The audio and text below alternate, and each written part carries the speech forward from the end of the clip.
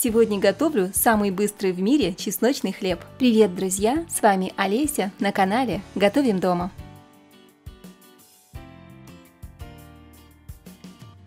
Батон или багет нарезаю широкими ломтиками.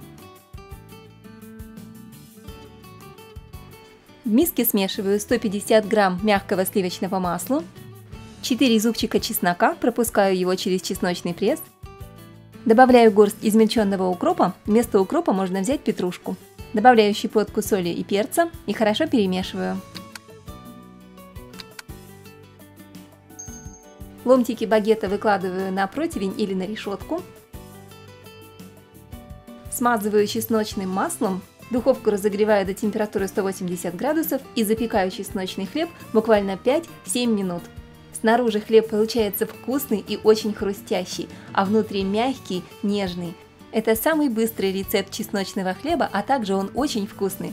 Сохраняйте рецепт, чтобы не потерять, делитесь с друзьями, подписывайтесь на канал Готовим дома, а я прощаюсь с вами до новых вкусных рецептов.